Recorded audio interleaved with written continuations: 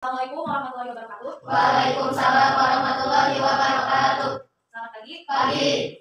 Gimana kabar kalian hari ini? Alhamdulillah baik. Oke, alhamdulillah pada pertemuan kali ini kita akan kembali pertama kali dalam pembelajaran kita. Tapi sebelum kita dimulai pembelajaran, kita berdoa dulu. Silakan dipimpin berdoa oleh Aris.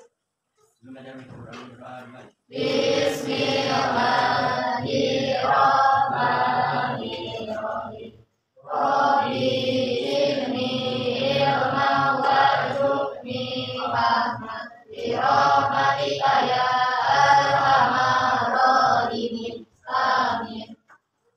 Sebelum pembelajaran, ini hadir semuanya? Hadir.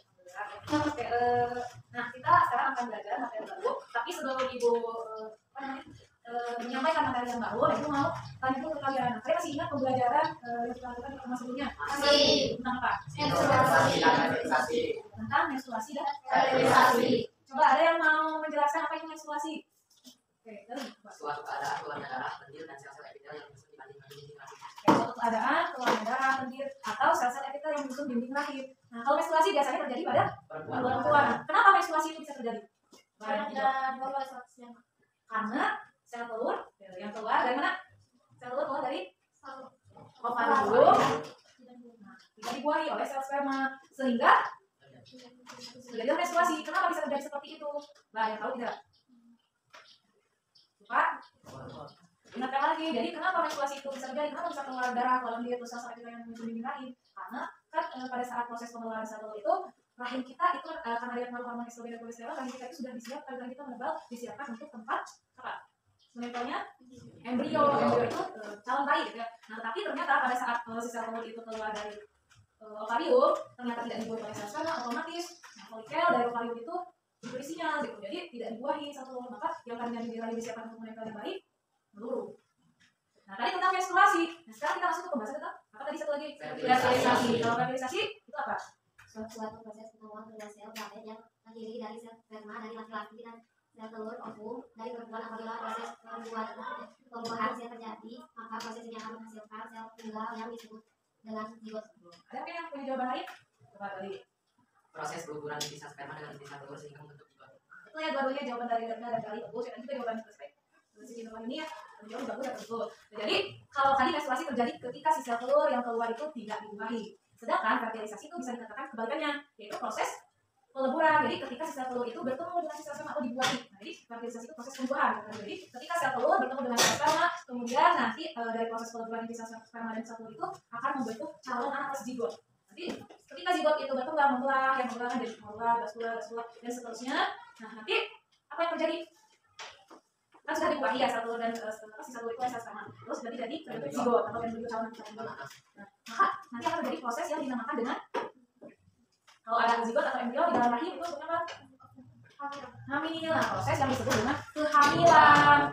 Jadi kalau tidak dibuahi terjadi menstruasi, tapi ketika dibuahi atau terjadi proses fertilisasi, maka akan terjadi yang dinamakan dengan kehamilan.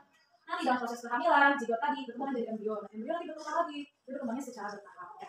Jadi jangan lupa ya. Nah, satu lagi, tadi kan proses peleburan inti sel sperma dan sel telur itu disebutnya fertilisasi. Fertilisasi terjadi di organ apa? Organ reproduksi perempuan. Di bagian apa? Di ovarium, di tuba fallopian. Nah, bagus ya, alhamdulillah berarti kalian sudah cukup paham dengan materi di pertemuan sebelumnya. Nah, jadi sekarang kita akan melanjutkan ke materi yang baru. Ya. Nah, tapi sebelum ibu materi yang baru, ibu sampaikan dulu, kenapa sih kita itu harus belajar tentang sistem reproduksi? Nah, kenapa kira-kira? Karena pengalaman. Ada lagi jawaban lain? Nah, ibu saya yang mungkin kalian bingung, saya tahu bingung gimana. Nah, jadi kenapa sih mempelajari sistem reproduksi itu penting? Karena kan di pertemuan sebelumnya pas belajar tentang organ, baik itu di organ reproduksi maupun perempuan. Terus tujuan reproduksi itu apa? Tujuan reproduksi untuk menghasilkan keturunan. Nah, gimana? Itu kan jadi tahu. Ternyata saya bisa lahir di dunia ini karena ada sistem reproduksi. Terus ternyata kan orang tua kalian itu tidak langsung muncul, kan? Ternyata orang tua saya bisa ada karena tadi ada sistem reproduksi. Selain itu, saya bertambah pengetahuan. Nah, jadi diharap kalian manfaatnya dari mempelajari sistem reproduksi ini kalian jadi sadar, kalian kan tahu fungsinya. Ternyata sistem reproduksi itu sangat penting. Tadi berperan dalam meneruskan gitu generasi yang akan datang. Kalau misalnya sistem reproduksi tidak berfungsi, kan kalian juga tidak ada. Atau kalau sistem reproduksi itu rusak, berarti nanti kalian tidak akan punya kesempatan untuk misalnya kalau kalian nanti setelah dewasa mau punya keturunan atau sistem reproduksinya rusak, bisa gitu ya. Nah, terus juga kenapa penting supaya Karena sebagaimana sistem organ yang lain, dari tubuh kita kadang kesehatannya bisa terganggu atau bisa menimbulkan penyakit. Nah, dengan kita pelajari materi ini, jadi nanti manfaatnya apa? Jadi supaya kalian itu bisa tahu bagaimana caranya supaya kita itu bisa terhindar ya dari yang namanya penyakit-penyakit yang bisa menyerang pada sistem reproduksi. Nah, penyakit ini berkaitan jadi materi hari ini yang akan Ibu sampaikan. Tujuan pembelajaran tadi tentang penyakit pada sistem reproduksi, terus juga bagaimana upaya yang bisa kita lakukan untuk mencegah terjadinya penyakit pada sistem reproduksi. Nah, tujuan pembelajaran hari ini, jadi nanti diharapkan setelah selesai proses kegiatan belajar hari ini, nanti kalian tuh bisa menjelaskan berbagai macam penyakit yang menyerang sistem reproduksi. Terus kalian juga nanti bisa menjelaskan bagaimana upaya yang bisa dilakukan untuk mencegah terkena penyakit pada sistem reproduksi. Terus tujuan yang terakhir, nah setelah pembelajaran ini nanti Ibu akan memberikan tugas ya. Jadi kalian melakukan studi literatur tentang penyakit pada sistem reproduksi, nanti kalian buat laporannya di setelah pembelajaran ini ya. Jadi bisa di laporannya nanti Ibu beritahukan dalam buku apa. Nah, bisa dipahami? Bisa. Nah, terus dalam proses kegiatan pembelajaran ini nanti kita akan menggunakan metode diskusi, presentasi dan juga tanya jawab. Jadi nanti Ibu untuk menilai kalian itu melihat dari proses itu ya. Bisa maksimalkan kalian. Oke. Sekarang kita langsung mulai ke materi hari ini. Nah, tapi sebelum ini Ibu mau tes kefokusan kalian. Nah, jadi pastikan dulu. Nah, untuk bisa mengikuti proses pembelajaran yang tadi diperlukan 3 modal. Ya. Yang pertama itu pendengaran. Pendengaran kalian fungsi? Ada yang pendengaran yang terganggu? Tidak? Terus Ibu bisa bicara jelas? Alhamdulillah, berarti berfungsi. Terus modal yang kedua, penglihatan. Semuanya bisa lihat? Bisa. Coba Ibu tes ya. Jadi nanti kalian lakukan apa yang kalian lihat. Ikuti ya Ibu. Pegang kepala. Pegang pipi. Pegang hidung. Pegang mulut. Ini belum fokus. Tadi Ibu tes apa? Penglihatan. Pegang mulut. Pegang lutut. Pegang pundak. Pegang kepala. Ada begini nggak? Ada begini. Ada yang belum fokus ya? Coba pegang kepala. Pegang hidung. Pegang pipi. Masih ada yang belum fokus ya? Pegang hidung. Pegang mulut. Pegang pundak. Pegang perut. Pegang perut. Pegang kepala. Pegang mata. Nah, udah ya, semuanya sudah fokus. Nah, dari penglihatannya berfungsi dengan baik. Nah, berarti itu sudah memenuhi syarat. Nah, terus syarat kalau modal yang ketiga itu adalah kalian tuh harus memberikan perhatian. Perhatian Ibu. Yang lain dari tadi pendengaran harus berfungsi dengan baik ya, bisa penglihatan ya, juga berfungsi dengan baik. Terus harus memberikan perhatian. Ini fokus ya. Siap? Siap.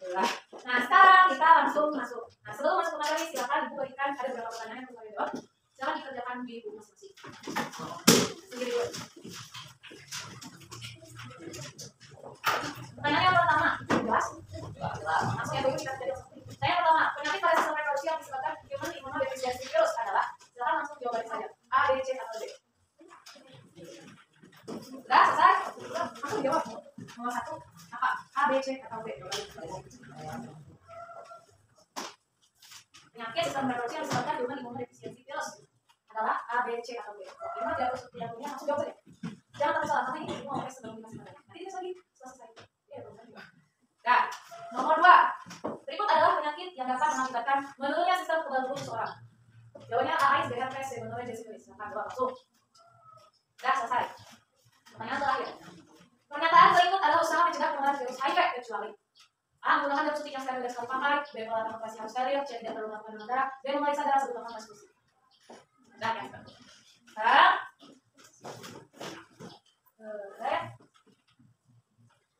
Sekarang Ibu minta kalian untuk menyimak video. Jadi sekarang simak videonya dengan baik ya.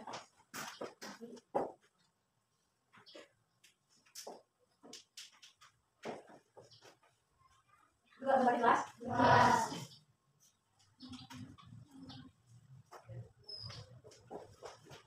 Silakan simak videonya dengan baik. Ibu.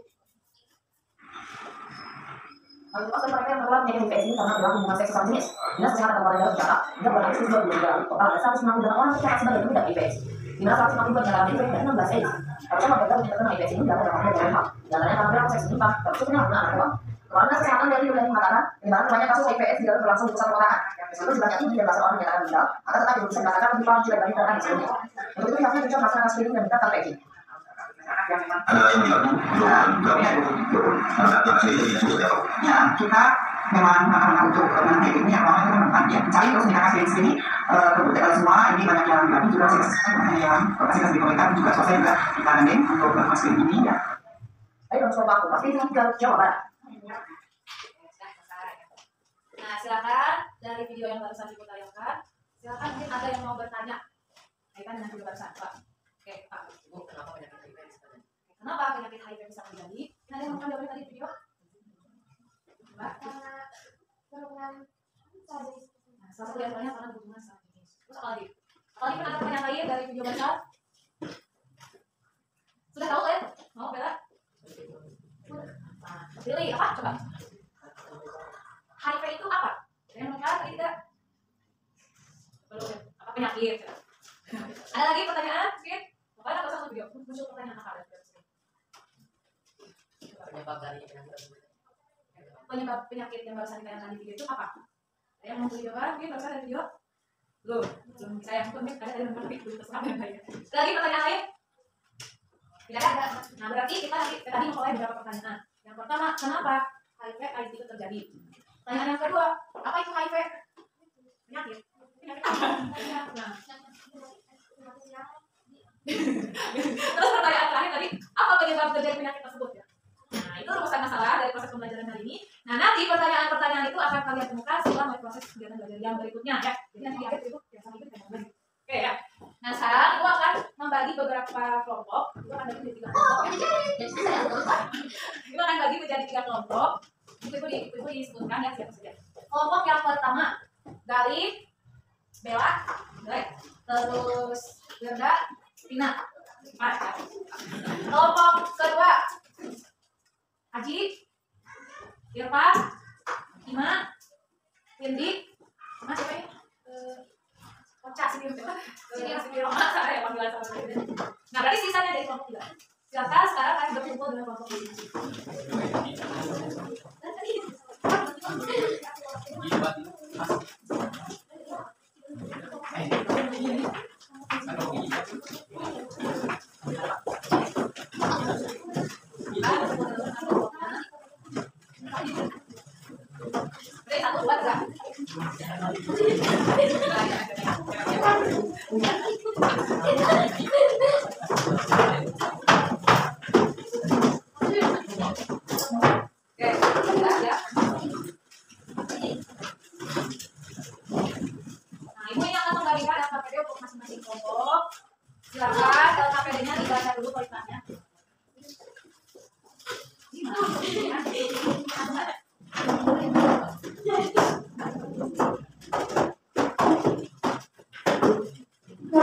Jangan dibaca dulu perintah yang ada dalam KKP. Perintahnya.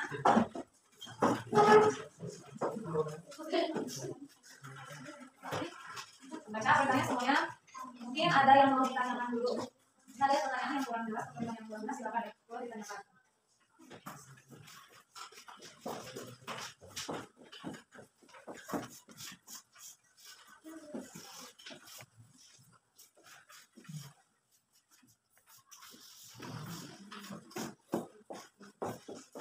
Nah, di sana kalau yang pertama itu kalian baca dulu artikel yang disediakan di AKPD.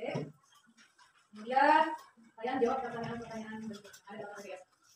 Silakan untuk menjawab pertanyaan di AKPD ini kalian boleh berdiskusi dengan temannya, boleh juga mencari dari berbagai sumber informasi. Boleh cari di internet, boleh cari buku atau file.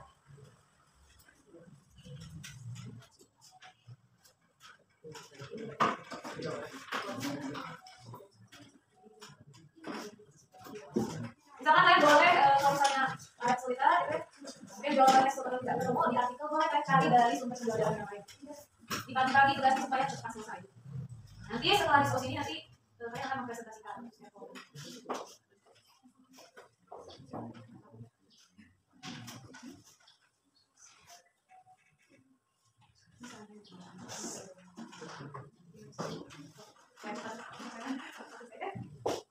Jalan supaya cepat selesai diskusi.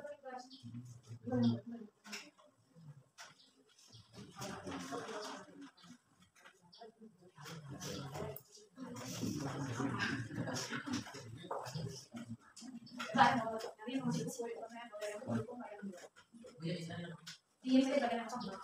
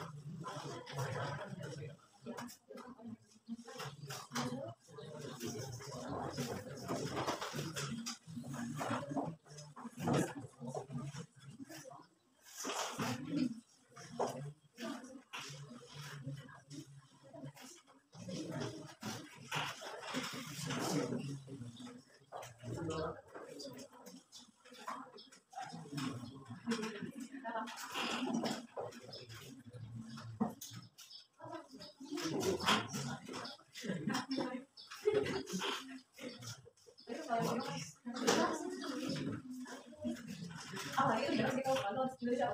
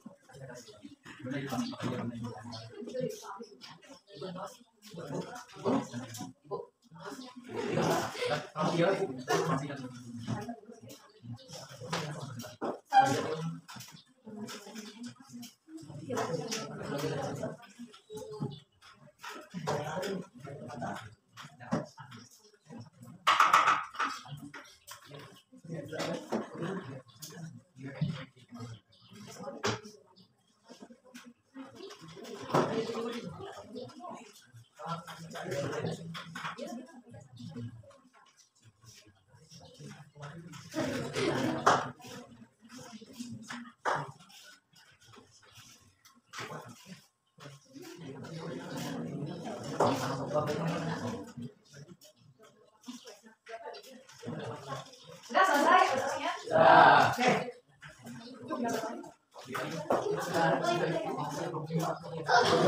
Oke, karena diskusinya sudah selesai, jadi sekarang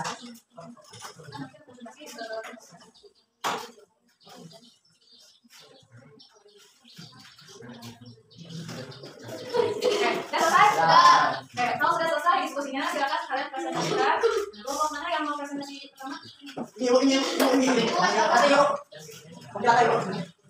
Kelompok satu dulu, silakan.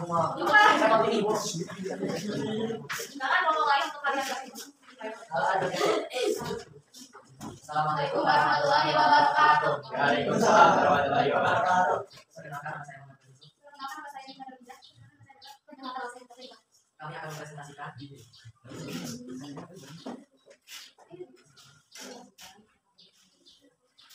akan mempresentasikan AKPD, LKPD, penyakit pada sistem reproduksi dan upaya pencegahannya. Berdasarkan permasalahan pada bagian realisasi masalah, kami memiliki rumusan masalah. Mengapa penyakit HIV terus meningkat? Penyebabnya adalah pengetahuan akan pencegahan dampak penyakit yang terkasih tahu di masyarakat yang dalam seks resiko. Terus pertanyaan dari artikel di atas dan video yang telah diadakan tentang HIV/AIDS dan sifilis, apa penyebab penyakit HIV/AIDS dan sifilis? Jawabannya, penyakit yang disebabkan oleh hubungan seks sama jenis. Pertanyaan yang kedua, apa penyebab tingginya penularan HIV pada ibu rumah tangga? Karena pengetahuan akan pencegahan dampak penyakit yang rendah serta menyebabkan dengan perilaku seks resiko. Pertanyaan ketiga, bagaimana cara penularan penyakit HIV/AIDS dan sifilis? HIV/AIDS dapat menular melalui kontak biasa, ciuman atau jabat tangan. Penyakit tersebut hanya dapat dinularkan dari satu orang ke orang lain melalui pertukaran sinar tubuh. Pertanyaan keempat, jelaskan upaya yang dapat dilakukan untuk penyakit pada sistem reproduksi. Bisa dicegah dengan cara menjaga kebersihan organ reproduksi, menerapkan pola hidup sehat, dan menghindari perilaku seks resiko. Terus yang keduanya adalah penyakit menular. Jadi sebenarnya adalah penyakit HIV/AIDS dan sifilis adalah penyakit menular seksual berbahaya yang dikeluarkan secara langsung dari tubuh ke anak. Jadi jika dalam kandungan saat proses kelahiran atau saat reproduksi. Sebelum ditutup, apakah ada pertanyaan? Tidak. Sekian dari kami. Wassalamualaikum warahmatullahi wabarakatuh. Waalaikumsalam warahmatullahi wabarakatuh.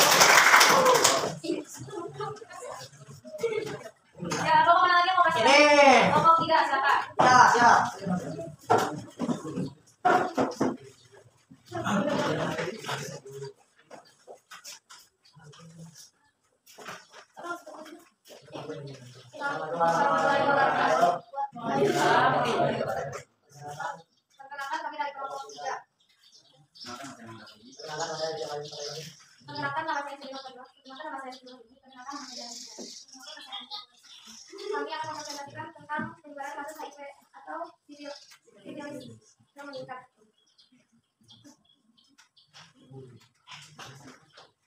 Penyakit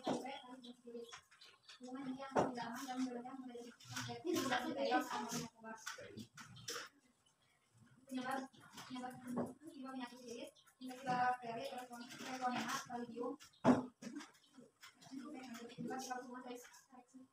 seksual dan pasangan yang terinfeksi, infeksi bakteri, treponema, balidium. Apa penyebab penularan itu pada rumah tangga? Biasanya pengetahuan karena akan pencegahan dan dampak penyakit yang berdasarkan dari sisi perkembangan perilaku seks beresiko dan di rumah tangga yang terjadi penularan pada anak. Bagaimana cara penularan penyakit HIV dan syfilis? Contohnya bisa masuk ke dalam tubuh melalui cairan air mani atau cairan dari ejakulasi. Bahwa tempat yang terdapat pada organ higien. Syfilis umumnya penularan dan hubungan oleh homoseksual atau seksual atau bisa dari penularan cium dan anak. Atau kesenjangan penderitaan syfilis lain menggunakan alat makan yang sama, memakai pakaian yang sama atau hubungan yang membuat pada janin di dalam kandungan. Terjadinya penyebaran kasus HIV yang meningkat dan beresiko tinggi untuk menularkan virus pada anaknya. Cara mencegah penyakit HIV yaitu melakukan hubungan secara aman, menghindari penggunaan alat pribadi bersama orang lain, melakukan sholat untuk pria, dan menghindari obat-obatan yang terlarang. Sebelum diakhiri presentasi dari kami, apakah ada pertanyaan? Tidak. Terima kasih. Terima kasih sekian dari kami. Assalamualaikum warahmatullahi wabarakatuh. Waalaikumsalam.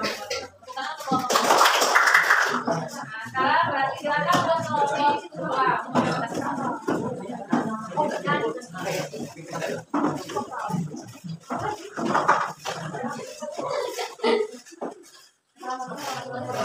Waalaikumsalam warahmatullahi wabarakatuh.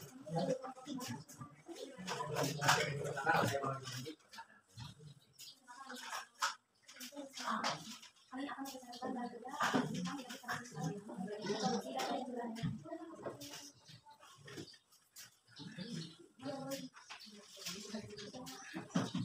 Mbak, saya kelompok 2. Kok bisa aja ya? Kan itu kan masih pakai bukan presiden. Kalau aja berani. Kalau di bagian supaya baik. Oke, baik.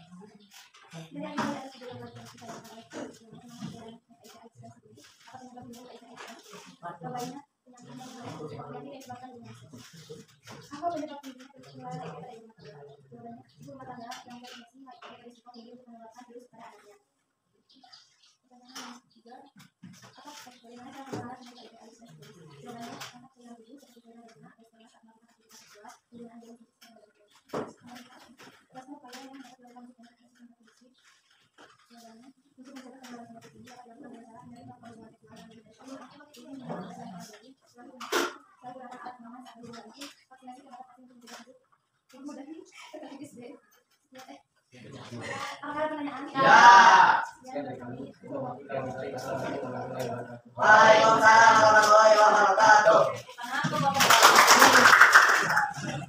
Oke, kita sudah diskusi presentasi. Sekarang coba kesimpulan dari hasil presentasi barusan apa? Membahas tentang apa? Tentang HIV AIDS dan syfilis. Tadi kalian kan sudah menjawab beberapa pertanyaan. HIV AIDS atau syfilis itu adalah contoh dari penyakit yang menyerang sistem reproduksi. Yang pertama, HIV AIDS itu disebabkan oleh apa? Apa itu HIV AIDS? Penyakit. Nah, HIV AIDS itu kan ada skripnya. HIV itu nama virusnya, lihat di itu imunodeficiency virus. Penyakitnya AIDS. Contoh acquired immunodeficiency syndrome. Penyakit HIV ini tadi disebabkan oleh apa? Itu kan dari penyebabnya. Penyebabnya apa? Tadi jawaban dari kelompok 3 disebabkan oleh virusnya tadi, virus HIV.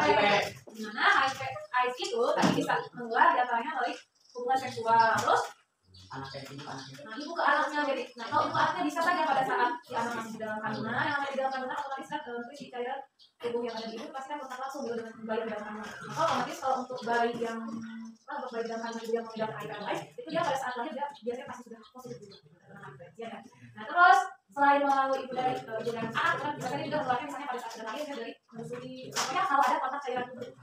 Jadi kalau misalnya hanya berjabat tangan atau hanya berbicara biasanya tidak menular, tapi kalau ada kontak langsung dengan cairan tubuh itu bisa menular tadi karena hubungan seksual dari ibu ke anak. Kemudian selain itu tidak menular Pak. Nah kalau misalnya orang yang mengidap HIV itu mendonorkan darah ke orang yang tidak mengidap HIV, otomatis nanti pada saat didonorkan itu bisa menyebabkan orang yang didonorkan darah yang menerima donor juga bisa mengidap HIV. Makanya ini kan apa namanya karena misalnya dia katakan orang ada keluarganya sedang minum darah pada kecelakaan butuh donor darah. Nah biasanya sebelum mendonorkan darah itu harus diperiksa dulu, dicek dulu apakah si pendonor itu sehat atau tidak. Apakah harus cek dulu mengidap HIV AIDS tidak. Pokoknya dicek ya untuk kesehatannya. Karena ditakutkan kalau misalnya ternyata pendonor tersebut mengidap penyakit misalnya HIV AIDS nanti bisa menularkan ke yang menerima donor. Jadi bukan berarti kita tidak boleh mendonorkan darah. Boleh mendonorkan darah atau menerima donor darah dari orang lain. Tapi pada saat akan melakukan donor darah transfusi darah itu harus ada pemeriksaan terlebih dahulu. Terus juga tadi ada penyakit sifilis. Kalau tadi HIV AIDS disebabkan oleh virus, kalau sifilis disebabkan oleh apa? Ada satu kelompok yang menjawab infeksi bakteri. Kalau tadi virus itu bakteri juga. Kalau sifilis disebabkan oleh bakteri. Bakteri apa? Bakteri Treponema pallidum. Sama halnya dengan HIV AIDS yang tadi terkait dengan sistem reproduksi, sifilis juga penularannya tadi kalau ada kontak cairan. Itu tadi sudah menjawab kan tadi pertanyaan di awal dari menjawab apa itu HIV sudah terjawab. Virus yang menyebabkan penyakit AIDS. Terus tadi ada yang bertanya kenapa HIV terjadi? Kenapa HIV itu terjadi? Nah, karena ya itu karena kontak cairan tubuh misalnya ada hubungan seksual atau dari ibu ke anaknya. Nah, kalau melalui transfusi darah atau dari orang yang penyakit sistem reproduksi itu yang didonorkan. Tuh ya. Terus nah kalau yang berkaitan dengan derita tadi awal yang itu, kenapa kasus HIV AIDS itu meningkat pada ibu rumah tangga? Itu karena biasanya jadi kan saya tahu kenapa kita mau mempelajari ini.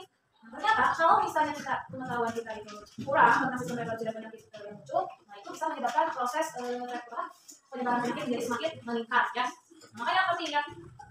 Terus juga dari perilaku seks beresiko maksudnya kalau kita alhamdulillah ya sebagai umat muslim sebagai dalam yang namanya hubungan seksual itu kan hanya diperbolehkan pada pasangan nikah. Dan ternyata, jadi kalau ternyata larangan di dalam agama itu apa yang dilarang Allah itu ada hikmahnya, ada manfaatnya untuk kita agar kita melakukan hubungan dengan pasangan yang halal, yang sah. Nah itu bisa mencegah penyakit yang menyerang sistem reproduksi. Nah terus tadi kalau HIV AIDS bagaimana gejalanya? Kalau yang sudah terkena HIV AIDS itu sistem kekebalan tubuhnya menurun. Kalau sistem kekebalan tubuhnya menurun apa yang terjadi? Mudah sakit kan sistem kekebalan tubuh bisa diibaratkan tentaraan tubuh kita untuk melawan misalnya kuman-kuman atau apa bakteri virus yang berbahaya. Jadi pas lagi dilawan, jadi kita tetap sehat. Tapi orang mungkin ada yang sakit, ada yang kuat, itu kita bisa sistem kekebalan tubuh. Nah kalau orang yang sudah terkena HIV, sistem kekebalan tubuhnya memang lemah. Kalau sistem kekebalan tubuh lemah, maka dia akan mudah terkena penyakit. Ya. Tidak ada yang melawan, nah akhirnya susah sembuh. Maka setelah HIV itu belum ada obatnya, hanya mungkin ada mengurangi juga. Makanya cara terbaik itu bukan mengobati kan, tapi cara terbaik mencegah, jangan sampai mati. Nah tadi upaya mencegahnya sudah kita bahas bersama. Harus menjaga kebersihan organ reproduksi, terus juga perilaku hubungan seksual yang sehat, yang kalau kita itu harus dengan saskia dan pasangan, terus kalau melakukan sejarah itu harus kita terlibat. Nah sekarang coba kalian amati di sini ada gambar ya. Nah ini gambar yang ini adalah gejala yang timbul pada penderita HIV/AIDS. Jadi karena sistem kekebalan tubuhnya lemah, ya ada kena penyakit kita bisa lihat tubuhnya lemah terus, karena itu mudah masuk ke berbagai penyakit. Ini ada apa namanya jangan sampai kita harus tadi melakukan upaya-upaya tadi. Nah kalau ini gambar orang yang terkena sifilis. Oh kenapa kita ada pertanyaan kenapa kan sifilis itu menyerang organ reproduksi? Tuh. Tapi selain menyerang organ reproduksi, sifilis juga bisa menyerang organ tubuh yang lain. Oh ya, makanya jangan sampai ya. Tadi udah lakukan berbagai upaya. Nah selanjutnya, nah selain penyakit HIV dan sifilis, ada juga penyakit lain yang menyerang sistem reproduksi manusia. Katanya ini ada gonore. Gonore itu penyebabnya apa? Bakteri. Bakteri apa? Neisseria gonore. Terus gejalanya bagaimana? Rasa sakit dan keluar nanah pada saat buang air kecil itu kalau terjadi pada laki-laki. Tapi kalau perempuan itu kemudian berwarna kuning hijau. Gejalanya seperti itu. Jadi kalau misalnya ini kan ada orang yang mengeluhkan gejala, kenapa pada saat buang air kecil sakit? Nah itu harus diwaspadai. Bisa saja terinfeksi bakteri. Atau kalau perempuan, nah kalau putihan kita tahu ya perempuan itu tempat kita bahas. Kalau keputihan itu yang normal, naik itu suatu kondisi yang normal. Jika keputihan itu ya ini yang bersih, terus tidak banyak. Jadi kita jangan merasa kemudian hal yang normal ya itu kemudian yang apa itu tidak apa gitu. Itu adalah proses yang normal. Kenapa? Karena di dalam proses reproduksi itu kan banyak hormon ya. Itu pengaruh hormon di dalam tubuh. Tapi kalau misalnya kalian menemukan yang ada kasus ada orang yang berputihan itu berwarna kuning hijau-hijauan, nah itu perlu diwaspadai. Atau mungkin nanti ada tanggal ya. Pokoknya kalau ada gejala putihan orang yang hijau-hijauan itu perlu diwaspadai. Berarti itu menandakan adanya infeksi bakteri. Bisa saja bakteri Neisseria gonorrhoeae. Nah, bisa jadi gambar itu gejala yang biasa dalam tubuh pada penderita gonorrhoeae. Jadi tadi selain dalam organ reproduksi ternyata beberapa penyakit sistem reproduksi juga sebenarnya harus dibenahi. Terus penyakit gonorrhoeae ini juga sama bisa menular. Anak baik, karena ibu pengalaman ibu pada saat anak ada tes kesehatan gitu ya. Kalau mendeteksi penyakit alhamdulillah dari alhamdulillah ibu sehat. Jadi penyakit ini bisa menular baik pada saat dilakukan terus kena kontak cairan tubuh ibu yang tidak bisa bahkan menyebabkan kebutaan langsung pada saat dilakukan. Ya ada orang bayi yang tidak bisa. Ya pokoknya itu ya. Jadi kalau kalian tidak mau terkena penyakit ini berarti upaya-upaya yang kita pelajari harus dilakukan. Nah terus selain gonorrhea, selanjutnya ada herpes simplex genitalis. Penyebabnya virus. Herpes simplex kedua gejalanya gatal-gatal, perih dan merah pada kulit di daerah kelamin. Tetapi ternyata bisa dilakukan nggak? Selain merah daerah kelamin, bisa juga merah pada tubuh lain. Pokoknya banyak bonus ini bisa sampai ke situ. Jadi sangat berbahaya. Itu kalau kita terkena penyakit untuk aktivitasnya juga akan kesulitan. Selanjutnya untuk penyakit sebenarnya masih banyak penyakit lain, tapi yang kita pelajari di kelas ini itu kelas kiai. Nah silakan nanti kalau kalian penasaran gitu ingin tahu penyakit yang lainnya maka harus bisa mengeksplor sendiri ya lewat internet atau media pembelajaran yang lain. Nah, kemudian upaya-upaya tadi sudah dibahas. Nah silakan kalau kalian ingin terhindar dari penyakit tersebut, tadi harus menjaga organ reproduksi kebersihannya ya. Terus juga menjaga pola hidup sehat ya, misalnya rutin berolahraga, terus mengonsumsi makanan-makanan yang sehat, istirahat yang cukup. Terus tadi menghindari pergaulan bebas. Kalau kita bergaul itu ya harus yang sehat, yang baik. Jangan sampai terpengaruh untuk pergaulan bebas. Karena yang namanya pergaulan bebas itu bisa memberikan dampak negatif. Di antaranya misalnya pergaulan bebas, misalnya mengonsumsi obat-obatan terlarang. Itu tidak boleh. Itu juga salah satu cara penularan. Ya. Terus juga kuatkan keimanan di dalam diri kalian, ketakwaan kepada Tuhan. Nah, jadi kalau kita beriman, bertakwa kita tahu ya, kalau berhubungan itu hanya dengan pasangan yang tepat. Terus juga ya tadi menghindari tindakan pergaulan bebas. Mungkin itu ya materi di pertemuan hari ini. Apakah ada yang mau ditanyakan dulu? Ya. Bagaimana proses pembelajaran kali ini? Alhamdulillah sangat baik. Sangat baik. Bisa dipahami materinya? Bisa. Ya, kalau tidak ada pertanyaan, materinya sudah bisa dipahami. Berarti untuk materi hari ini cukup sekian. Silakan saya kalau kalian ingin mengeksplor lebih dalam materi hari ini bisa cari sendiri di internet atau baca lagi di buku. Ya. Terus, nah ibu ada tugas untuk kalian. Jadi tadi kan ada tujuan pembelajaran yang harus dicapai. Kalian itu harus menyajikan laporan studi literatur tentang penyakit pada sistem reproduksi. Misalkan nanti kalian studi literatur terkait dari berbagai informasi mengenai penyakit pada sistem reproduksi. Kemudian nanti kalian buat laporannya. Laporannya bisa kalian buat dalam bentuk bebas, ya. Bebas bisa mau dalam bentuk tulisan atau mau dalam bentuk video kampanye ini penyakit apa, seperti apa. Bagaimana cara tidak bebas? Atau mau dalam bentuk poster, boleh. Atau mau dalam bentuk mind map, boleh. Dalam bentuk apa? Silakan ibu bebas kalian. Saya pahami tugasnya bisa. Kalau bisa dipahami, untuk pembelajaran berikutnya nanti kita akan masuk ke materi yang baru yang tentang sistem pembelajaran dengan hewan. Misalkan kalian boleh nanti belajar dulu sendiri sebelum belajar di kelas. Itu saja untuk pertemuan hari ini. Terima kasih ya karena kalian itu sudah belajar dengan baik, sudah mengerjakan semua tugas yang diberikan. Itu sangat apresiasi sekali. Yang terakhir dari ibu untuk kedepannya, pada proses diskusi dan presentasi itu bisa ditingkatkan untuk yang belum aktif bisa lebih aktif lagi. Itu saja. Terima kasih.